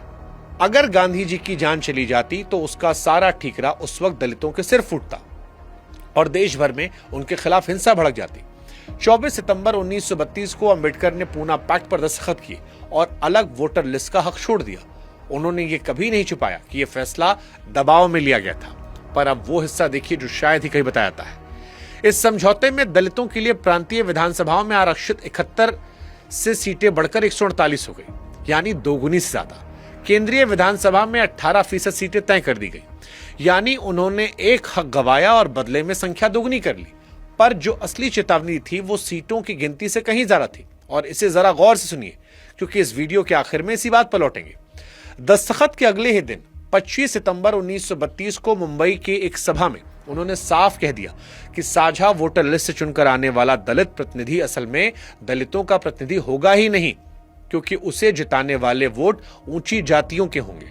इसलिए वो जवाबदेह भी उन्हीं के प्रति रहेगा, अपने समाज के प्रति नहीं। और अब जरा आज के दौर में देखिए, इस देश में आज भी सबसे आम शिकायत यही है कि आरक्षित सीट से जीता हुआ नेता पहले अपनी पार्टी का होता है, फिर अपने समाज का। और ये कोई नई शिकायत नहीं है, ये उस आदमी ने 1932 में दस्तखत करने के 24 घंटे के भीतर अपने हाथों से किए गए समझौते कमजोरी के तौर पर बता दी थी। पर उनकी सबसे गहरी लड़ाई नजरिए की थी। गांधी जी अछूतों को हरिजन कहते थे, यानी ईश्वर के लोग। और उनका रास्ता यह था कि ऊंची जाति के हिंदू अपना दिल बदले, छुआछूत छोड़े। अंबेडकर इसी बात पर भड़कते थे। उनका कहना था कि यह तो भीख मांगना हुआ, हक नहीं। अगर मेरा हक तुम्हारे दिल बदलने पर टिका है तो जिस दिन तुम्हारा दिल नहीं बदला उस दिन मेरे लिए कुछ नहीं बचेगा। इसलिए वो कानून, सत्ता और हिस्सेदारी मांगते थे, दया नहीं। 1945 में उन्होंने पूरी किताब लिख दी, what Congress and Gandhi have done to the untouchables. और 1955 में बीबीसी को दिए एक इंटरव्यू में उन्होंने साफ कहा कि गांधी को कभी महात्मा नहीं माना, पर तराजू का दूसरा पलड़ा भी उतना ही ईमानदारी से रखना होगा कि 1920 से गांधी और 1946 से गांधी एक आदमी नहीं थे। 1935 में उन्होंने अपने अखबार हरिजन में लेख लिखा जिसका शीर्षक था जाति को जाना होगा। 1946 आते आते ऐलान कर दिया था कि सेवाग्राम आश्रम में किसी जोड़े की शादी तभी होगी जब दोनों में से एक हरिजन होगा। यानी आखिरी सालों में वो सिर्फ अलग जाति में शादी के समर्थक नहीं रह गए, बल्कि उससे कम पर तैयार नहीं थे। और ये सच भी है, गांधी जी के अनशन ने छुआछूत को रातों रात देश का सबसे बड़ा मुद्दा बनाया था। तो सच क्या है? सच ये है कि ये दो दुश्मनों की लड़ाई नहीं थी, ये दो ऐसे आदमियों की लड़ाई थी जो एक ही बीमारी को पहचान चुके थे, बस एक दवा पे राजी नहीं थे। एक कहता था समाज का दिल बदलो, दूसरा कहता था समाज का कानून बदलो। आज 70 साल बाद जब आप अखबार खोलते हैं और किसी गांव में घोड़ी से उतारे गए दूल्हे खबर पढ़ते हैं तो शायद यह मानना पड़ता है कि दोनों में से किसी एक काम अब तक पूरा नहीं हुआ है। लेकिन ये बात तो गांधी जी और अंबेडकर जी की थी। असली सवाल तो यह है कि क्या अंबेडकर और सावरकर के बीच में कोई तालमेल था? यह सवाल आज सबसे ज्यादा राजनीति के लिए इस्तेमाल होता है और इसका जवाब इससे साफ होना चाहिए। जवाब यह है कि एक बात पर थोड़ा तालमेल था, बाकी हर चीजों पर आमने सामने की भिड़ंत थी। और जो तालमेल था उस पर भी सबूत आपस में लड़ रहे हैं। पहले तालमेल वाला हिस्सा, सावरकर रत्नागिरी में नजरबंद थे और वहां पर जाति के खिलाफ काफी काम किया। फरवरी 1931 में वहां पतित पावन मंदिर खुला जिसमें हर जाति के हिंदू को दाखिल होने का हक था। अब एक बात यहीं पर साफ कर दें, क्योंकि यह अक्सर गलत बताई जाती है कि मंदिर की सोच सावरकर की थी, पर उसे बनवाने का पैसा भागोजी सेठ कीर का था और खुद मंदिर के शिलालेख पर यह बात दर्ज है। इसके अलावा सावरकर ने अलग अलग जातियों को एक पंगत में बिठाकर खाना खिलाने के आयोजन किए। 22 फरवरी साल 1933 को छुआछूत का पुतला भी जलवाया गया। अब वो चिट्ठी जो आज सबसे ज्यादा उछाली आती है, धनंजय कीर जिन्होंने अंबेडकर और सावरकर दोनों की जीवनी लिखी, उन्होंने अपनी किताब में अंबेडकर की एक चिट्ठी दर्ज की है जिसमें अंबेडकर सावरकर के सामाजिक सुधार वाले काम की तारीफ करते हैं। पर उसी चिट्ठी में वो एक शर्त भी जोड़ते हैं कि सिर्फ छुआछूत हटाना काफी नहीं है, अगर अछूतों को हिंदू समाज के असली हिस्सा बनाना है तो पूरी जो व्यवस्था है वर्ण की उसे तोड़ना होगा। यानी वो पूरी सीढ़ी जिसमें ब्राह्मण सबसे ऊपर, शूद्र सबसे नीचे। और अब वो हिस्सा जो साथ में कहीं बताया नहीं जाता कि कीर की किताब को इतिहासकार पूरी तरह सच नहीं मानते, क्योंकि वो सावरकर के प्रशंसक जीवनी लेखक थे। और इससे भी बड़ी बात यह कि खुद अंबेडकर के अखबार जनता में पतित पावन मंदिर की आलोचनाएं भी छपी थी। यानी एक तरफ तारीफ वाली चिट्ठियां हैं, दूसरी तरफ उन्हीं के अखबार की आलोचना, और जो लोग इनमें से सिर्फ एक दिखाते हैं वो अधूरा सच बता रहे हैं। बुनियादी फर्क तो कहीं गहरा है कि सावरकर के लिए जाति सुधार हिंदू समाज को मजबूत और एकजुट रखने का जरिया था, जबकि अंबेडकर के लिए सवाल एकता का था ही नहीं, बराबरी का था। सावरकर हिंदू राष्ट्र की बात करते थे और अंबेडकर ने 1936 में एनिहिलेशन ऑफ कास्ट लिखकर कहा कि जाति की जड़ धर्म ग्रंथों में है, जब तक उन ग्रंथों की पवित्रता पर सवाल नहीं उठेगा जाति नहीं जाएगी। 1956 में उन्होंने वो किया जो सावरकर की सोच के उलट था, हिंदू धर्म ही छोड़ दिया, और सावरकर ने इस धर्म बदलने को बेकार बताया था। और सबसे बड़ी टक्कर तो कहीं और दर्ज है। अपनी किताब पाकिस्तान और द पार्टीशन ऑफ इंडिया में अंबेडकर लिखते हैं कि हैरानी की बात यह है कि दो राष्ट्र वाले सवाल पर सावरकर और जिन्ना एक दूसरे के विरोधी नहीं बल्कि पूरी तरह सहमत हैं। दोनों मानते हैं इस देश में दो राष्ट्र हैं, फर्क बस इतना है जिन्ना कहते हैं उन्हें अलग हो जाना चाहिए और सावरकर कहते हैं उन्हें एक ही देश में साथ रहना चाहिए, जिसमें हिंदू राष्ट्र होगा और मुसलमान उनके भीतर रहेंगे। यानी अंबेडकर सावरकर के सबसे बुनियादी सिद्धांत पर उंगली उठा रहे हैं। तो हिसाब यह बैठता है कि जाति के खिलाफ काम पर थोड़ी बहुत तारीफ और उसी दौर में आलोचना भी, लेकिन धर्म पर पूरा टकराव, राष्ट्र की परिभाषा पर सीधी भिड़ंत और धर्म बदलने के सवाल पर दोनों आमने सामने एक दूसरे के विरोध करते नजर आए। ये कहानी सावरकर की थी, लेकिन क्या अंबेडकर आरएसएस या हिंदू महासभा के भी करीबी थे? ये भी दावा 14 अप्रैल के आसपास जोर पकड़ता है और इसके पीछे 3 बातें रखी जाती हैं। पहला, 1939 में पुणे के एक आरएसएस शिविर में अंबेडकर गए थे और वहां संघ के संस्थापक हेडगेवार से मिले थे। दूसरा, कि संघ से जुड़े दत्तोपंत ठेंगड़ी उनकी पार्टी के सचिव रहे और संघ की तरफ से यह भी बताया जाता है कि 1954 में भंडारा चुनाव में वो उनके चुनावी एजेंट भी थे। और तीसरी, कि 1952 के चुनाव में मध्य प्रदेश में उनकी पार्टी का जनसंघ के साथ तालमेल था। तो पहले ईमानदारी से यह मान लीजिए कि इनमें से पहली 2 बातें पूरी तरह हवा में नहीं है। शिविर वाली बात संघ के अपने रिकॉर्ड में है, उस दौर के कुछ लोगों की लिखी यादों में दर्ज है, जिसमें एक अनुसूचित जाति से आने वाले सांसद बाला साहेब सालुंके भी हैं, जिन्होंने 12 मई 1939 की तारीख तक लिखी है। और संघ की तरफ से सबसे मजबूत तर्क दिया जाता है कि ये बात अंबेडकर के जीते जी खुलेआम कही जाती रही और उन्होंने इसका खंडन भी कभी नहीं किया। तो ये तर्क वाकई वजनदार है और इसका सीधा जवाब यही है कि किसी जगह चले जाना, उस विचार का साथी हो जाना 2 अलग चीजें हैं। अंबेडकर उस दौर में हर दरवाजे पर गए थे। वो कांग्रेस से मिलते थे, अंग्रेजों की काउंसिल में भी बैठे, मुस्लिम लीग से बात की, क्योंकि उनके पास अपने लोगों के लिए कोई भी रास्ता ठुकराने की सहूलियत नहीं थी। तो अब असली सवाल यह कि उनकी अपनी लिखी हुई राय क्या थी और वो क्या मौजूद है। साल 1951 में उन्होंने अपनी पार्टी शेड्यूल्ड कास्ट फेडरेशन का चुनावी घोषणा पत्र खुद लिखा था। उसमें साफ साफ दर्ज है, फेडरेशन हिंदू महासभा या आरएसएस जैसी किसी भी प्रक्रियावादी पार्टी से, यानी समाज को पीछे ले जाने वाले किसी भी पार्टी से कोई गठबंधन नहीं करेगी। और वो यही नहीं रुके, उसी घोषणा पत्र में कम्युनिस्ट पार्टी को भी बाहर रखा, ये कहते हुए कि उसका मकसद आजादी और संसदीय लोकतंत्र को खत्म करके तानाशाही को लाना है। और ये कोई सुनी सुनाई बात नहीं है, ये महाराष्ट्र सरकार की छापी हुई उन रचनाओं वाली किताब में दर्ज है। अब जनसंघ वाली बात, जहां एक बारीकी है जो दोनों तरफ के लोग छोड़ देते हैं कि जिस घोषणा पत्र में उन्होंने मना किया था उसमें नाम हिंदू महासभा और आरएसएस का है, जनसंघ का नहीं। जनसंघ तो अक्टूबर 1951 में बना ही था, इसलिए मामला पूरी तरह साफ नहीं है। और जो इसे 100% दावे सदाते हैं वो आपसे कुछ छुपा रहे हैं। पर सबसे बड़ा सबूत चुनावी हिसाब किताब में नहीं मिलता, उनके विचारों में मिलता है। और पाकिस्तान और द पार्टीशन ऑफ इंडिया में उन्होंने साफ लिखा कि अगर इस देश में हिंदू राष्ट्र कायम हो गया तो वो इस मुल्क के लिए सबसे बड़ी आफत होगी और उसे हर कीमत पर रोका जाना चाहिए। तो आखिर में मामला सबूत के दर्जे पर आकर टिकता है। एक तरफ वो किस्से हैं जो दूसरों ने उनके बारे में लिखे बरसों बाद अपनी अपनी याद से, और दूसरी तरफ वो कागज जो खुद लिखा, खुद छपवाया, अपने नाम के साथ जनता के सामने रखा। इतिहास में दोनों का वजन बराबर तो नहीं होता, लेकिन जब पार्टीशन ऑफ इंडिया का जिक्र कर दिया है तो अंबेडकर को लेकर सबसे रोचक सवाल, क्योंकि आजकल देश में दलित, ओबीसी, मुस्लिम को लेकर एक कॉम्बिनेशन बनाया जाता है और बाबा साहब अंबेडकर का जिक्र किया जाता है, और ये विरोध करने वालों की तो सवाल आता है कि बाबा साहब तो मुसलमान विरोधी थे। तो सवाल, क्या डॉक्टर अंबेडकर मुस्लिम विरोधी थे? ये इस वीडियो का सबसे नाजुक सवाल है और सबसे ज्यादा काट छांट कर इस्तेमाल किया जाने वाला, इसलिए मैं पहले ही कह रहा हूं, पूरा सुनिएगा, क्योंकि बीच में से काटा गया कोई टुकड़ा उल्टा मतलब देगा।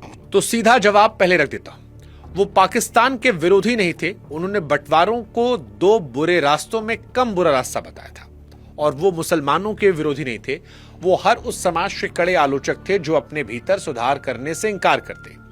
अब सबूत, साल 1940 में उनकी किताब आई थॉट्स ऑन पाकिस्तान, जिसका 1945 वाला बड़ा संस्करण पाकिस्तान और द पार्टीशन ऑफ इंडिया कहलाया। और ये जान लीजिए कि पाकिस्तान की मांग पर उस दौर में लिखी गई ये सबसे बड़ी और सबसे बारीक किताबों में से एक है।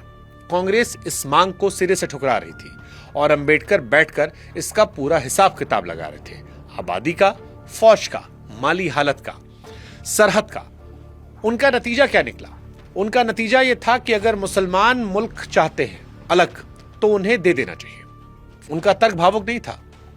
वो कहते थे कि जिस फौज और जिस देश में एक बड़ी आबादी की वफादारी पर लगातार सवाल बना रहेगा, वो देश को भीतर से कमजोर करेगा। इससे बेहतर है कि अलग होना साफ साफ हो जाए और दोनों अपने अपने घर में मजबूत रहे। और उन्होंने ये भी लिखा कि अगर बंटवारा हो तो आबादी की अदला बदली भी होनी चाहिए, वरना दोनों तरफ अल्पसंख्यक फंसे रह जाएंगे। इसके लिए 1923 में यूनान और टर्की के बीच समझौतों का उदाहरण दिया। यानी कड़वा सच ये है कि पाकिस्तान बनने के पक्ष में तर्क देने वालों में एक बड़ा नाम अंबेडकर का भी है। इसीलिए उन्हें पाकिस्तान विरोधी बताकर पेश करना इतिहास से खिलवाड़ है। अब आते हैं उस हिस्से पर जिससे मुस्लिम विरोधी छवि बनती है, और यहां मैं आपसे कुछ छिपाऊंगा नहीं, क्योंकि शुरुआत से हमने कहा है कि आधा सच बेचना सच के खिलाफ होता है। उसी किताब में उन्होंने मुस्लिम समाज की सामाजिक हालत पर बहुत कड़ी बातें कही। उनकी पर्दा प्रथा पर, समाज सुधार आंदोलन के ना होने पर, धार्मिक नेताओं की राजनीति पर पकड़ पर, और इस बात पर भी कि मुसलमानों के भीतर भी ऊंच नीच और जाति जैसा भेदभाव मौजूद है। अब यहां मैं साफ कर दूं कि कुछ जगहों पर उनकी भाषा सिर्फ रिवाजों की आलोचना तक नहीं रुकती, वो एक राजनीतिक समुदाय के तौर पर मुस्लिम राजनीति के बर्ताव पर भी सख्त होती है। और जिसने किताब पढ़ी है वो जानता है कि वो पन्ने नर्म नहीं है, और यही पन्ने आज सोशल मीडिया पर सबसे ज्यादा स्क्रीनशॉट में वायरल होते हैं। तो फिर सवाल कहां बनता है? सवाल वहां बनता है जहां लोग रुक जाते हैं, और इसका जवाब तुलना में नहीं तरीके में है। उनका तरीका यह था कि हर समाज को उसकी अपनी सामाजिक व्यवस्था के तराजू पर तौलो, चाहे वो अपना हो या पराया, और किसी को छूट मत दो, क्योंकि उनके हिसाब से सुधार से इंकार ही किसी समाज की सबसे बड़ी बीमारी थी। इस तराजू में सिर्फ एक पलड़ा उठाकर उसे मुस्लिम विरोध कह देना उसके पूरे तरीके को समझने से इंकार करना है। और अगर आपको इस तरीके का सबूत चाहिए तो उसी किताब में अक्सर उन्हीं अध्यायों में मौजूद है जहां उन्होंने हिंदू समाज की उससे भी कड़ी चीरफाड़ की है। अगर आप एनहिलेशन ऑफ कास्ट या फिर रिडल्स इन हिंदुइज्म उठा लेंगे तो वहां जो लिखा है उसके सामने मुस्लिम समाज वाली आलोचना हल्की लगने लगती है। साल 1927 में उन्होंने मनुस्मृति जलाई थी, किसी और की किताब नहीं। और एक सावधानी जो इस किताब को पढ़ने वाले हर आदमी को बरतनी चाहिए कि इसमें कई जगह वो पहले दूसरों के तर्क विस्तार से रखते हैं, फिर उन्हें काट देते हैं। इसलिए जो लाइन आपको वायरल तस्वीर में दिखती है वो कई बार उनकी अपनी राय नहीं होती, वो किसी और का पक्ष होता है जिसे अगले पन्ने पर वो तोड़ने वाले हैं। और दोनों खेमे यही खेल खेलते हैं। अब वो तथ्य जो इस पूरे सवाल की हवा निकालता है। साल 1946 में संविधान सभा के चुनाव हुए। अंबेडकर बंबई से हार गए क्योंकि वहां कांग्रेस ने उनका रास्ता रोक दिया था। यानी संविधान लिखने वाला आदमी उस सभा में नहीं पहुंच पा रहा था। तब बंगाल से एक आदमी आगे आया, जोगेंद्रनाथ मंडल, जो नाम शुद्ध समाज से थे और अंबेडकर की पार्टी के बंगाल प्रमुख थे, और उन्होंने जेसोर खुलना की सीट का इंतजाम करवाया। जिसमें मुस्लिम लीग का सहयोग शामिल था। यहां एक बारीक समझिए, क्योंकि इस पर बहुत गलत बातें फैलाई आती हैं कि संविधान सभा के सदस्य आम जनता नहीं चुनती थी, उन्हें उस वक्त की सूबाई विधानसभाओं में बैठे विधायक चुनते थे। यानी ये किसी मुस्लिम मतदाता का वोट नहीं था, ये बंगाल विधानसभा में बैठे मुस्लिम लीग के विधायकों का समर्थन था। पर बात का वजन फिर वहीं रहता है कि संविधान सभा में अंबेडकर का पहला दाखिला मुस्लिम लीग के समर्थन से हुआ था और फिर वक्त ने पलटी मारी। बंटवारे में जोर शोर और खुलना पूर्वी पाकिस्तान चले गए, उनकी सदस्यता खत्म हो गई। साल 1947 में उन्हें दोबारा चुनाव लड़कर जाना पड़ा, इस बार बंबई से और इस बार कांग्रेस की मदद से, जब M.R. जयकर ने अपनी सीट खाली की और जोगिंद्रनाथ मंडल का वो पाकिस्तान चले गए और पाकिस्तान के पहले कानून मंत्री बने। वहां पर अल्पसंख्यकों की जो हालत देखी उससे वो टूट गए और फिर 1950 में इस्तीफा देकर वापस भारत लौट आए और यहीं पर गुमनामी में उनकी मौत हुई। ये एक कहानी है जो आपको असहज कर सकती है, इसलिए दोनों से बीच में से काट लेते हैं। अब फैसला आप पर है, आप डॉक्टर अंबेडकर को एंटी मुस्लिम, एंटी पाकिस्तान के देखेंगे या जो ये ब्रॉड नजरिया हमने दिया है इससे एक नया नजरिया पैदा करना चाहेंगे। अब आते हैं सेकेंड लास्ट क्वेश्चन पर, क्या अंबेडकर आर्टिकल 370 हटाने के पक्ष में थे? पिछले कुछ सालों में एक कोट बार बार सामने आया हुआ जिसमें अंबेडकर शेख अब्दुल्ला से कहते हैं कि आप चाहते हैं भारत कश्मीर की रक्षा करे, सड़कें बनाए, अनाज दे, बराबर का दर्जा दे, लेकिन भारत के किसी नागरिक को कश्मीर में कोई हक ना मिले। और फिर वो कहते हैं कि कानून मंत्री होने के नाते वो अपने देश के हितों के साथ ऐसी गद्दारी नहीं करेंगे। अब ये कोट संसद तक पहुंच चुका है, बड़े बड़े नेताओं के भाषणों, लेखों में छपा है। तो सवाल यह है कि आया कहां से? इसकी पूरी पड़ताल सुनिए, क्योंकि ये अपने आप में सबक है। अंबेडकर के लिखे हुए उनके भाषणों में, संविधान सभा की बहसों में कहीं भी यह बात दर्ज नहीं है। इस कोट का सबसे पुराना निशान 1991 मिलता है, यानी अंबेडकर की मौत के 35 साल बाद, जब एक पत्रिका के संपादकीय में एक वरिष्ठ नेता बलराज मधोक के जुबानी बयान के हवाले से यह बात छपी गई थी और मधोक जीवन भर आर्टिकल 370 के खिलाफ अभियान चला रहे थे। वहां से ये बात लेख में गई, फिर 2016 में एक छपी हुई किताब में, वहां से उठाकर राजनीतिक भाषणों में इस्तेमाल होने लगी। और सबसे दिलचस्प बात यह कि जब उस किताब के लेखक से पूछा गया तो उन्होंने खुद माना कि उन्होंने अंबेडकर के किसी लेखन से नहीं लिया था, यह भी माना कि हो सकता है इसे किसी राजनीतिक मकसद से गढ़ा गया हो। अब यहां पर एक बात साफ कर दे, क्योंकि कहानी किसी एक पार्टी की नहीं है। जब 2019 में आर्टिकल 370 हटाया गया तो इसी कोर्ट का सहारा लेकर उनका समर्थन उन दलित राजनीति करने वाली पार्टियों ने भी किया जो खुद को अंबेडकर की सबसे बड़ी वारिस बताती है। यानी बिना जांचे इस्तेमाल करने का काम हर तरफ से हुआ। अब जो बात पक्के तौर पर दर्ज है वो सुनिए। आर्टिकल 370 जो उस वक्त ड्राफ्ट में 306A के नाम से था, संविधान सभा में 17 अक्टूबर 1949 को N. गोपाल स्वामी अयंगार ने पेश किया था, जो खुद जम्मू कश्मीर के दीवान रह चुके थे। अंबेडकर ने इसे पेश नहीं किया था। उस दिन की बहस में उनका कोई भी भाषण रिकॉर्ड में नहीं मिलता।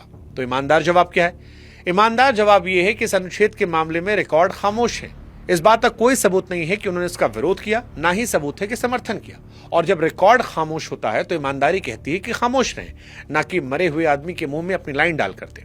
और ये इस वीडियो का बहुत बड़ा सबक है कि जब कोई आदमी इतना बड़ा हो जाए कि हर पक्ष उसे अपना बताना चाहे, उसके नाम पर बोलना चाहे, तो पहले उसकी अधूरी बातें उठाई जाती हैं, फिर काटी हुई बातें और कई बार वो बातें भी जो वो कहता भी नहीं है। और अब आते हैं आखिरी सवाल पर, क्या डॉक्टर अंबेडकर कभी चुनाव नहीं हारे? आज इस देश में डॉक्टर अंबेडकर की तस्वीर हर पार्टी के मंच पर है। हर नेता हर इलेक्शन में बिना अंबेडकर का नाम इस्तेमाल किए भाषण नहीं देता। तो आपको क्या लगता है कि डॉक्टर अंबेडकर अपने जमाने में कितने बड़े नेता रहे होंगे? सच थोड़ा अलग है। 1952 में आजाद भारत का पहला आम चुनाव होता है और अंबेडकर बंबई नॉर्थ सेंट्रल में खड़े हुए खुद जवाहरलाल नेहरू उस सीट पर प्रचार करने आए। नतीजा यह निकला कि संविधान लिखने वाले आदमी को 1,23,000 वोट मिले और उसे हराने वाले को 1,38,000, यानी करीब 15,000 वोटों का फासला। अब सुनिए हराया किसने था? जीतने वाले का नाम था नारायण सदोबा, कांग्रेस के उम्मीदवार, और यह आदमी खुद अनुसूचित जाति से थे। उससे भी बड़ी बात, वो एक वक्त खुद अंबेडकर के निजी सहायक थे। अब वो बात याद कीजिए जो आपने इसी वीडियो में सुनी थी, जिसका वादा मैंने किया था। 25 सितंबर 1932 को पूना पैक्ट पर दस्तखत करने के 24 घंटे बाद इसी आदमी ने मुंबई की एक सभा में कहा था कि साझा वोटर लिस्ट से जीतकर आने वाला प्रतिनिधि दलितों का असली प्रतिनिधि नहीं होगा, क्योंकि उसे जिताने वाले वोट ऊंची जातियों के होंगे और वो जवाबदेह भी उनके प्रति होगा। 20 साल बाद उसी व्यवस्था के तहत ठीक वैसा एक उम्मीदवार खड़ा किया गया और वो जीत गया। यानी जो चेतावनी उन्होंने अपने हाथों से किए गए समझौते में की थी, इसका पहला शिकार डॉक्टर अंबेडकर खुद बने। अब इस तस्वीर को बड़े पैमाने पर देखिए। जिस आदमी ने इस देश के हर नागरिक के वोट को संविधान में बिठाया, जिसने आरक्षित सीटों का पूरा ढांचा अपने हाथ से लिखा, जिसने खुद बताया कि इस ढांचे में छेद कहां पर है, उसे उसी के छेद से बाहर किया गया। हार के बाद अंबेडकर ने सार्वजनिक रूप से इस नतीजे पर सवाल भी उठाया था और कहा था इसकी जांच होनी चाहिए। 2 साल बाद 1954 में उन्होंने भंडारा उपचुनाव लड़ा और इस बार सिर्फ हारे नहीं, बल्कि इस बार वो तीसरे नंबर पर आए। लोकसभा में वो कभी नहीं पहुंच पाए। संसद में गए तो राज्यसभा के रास्ते और आखिरी सांस तक वही रहे।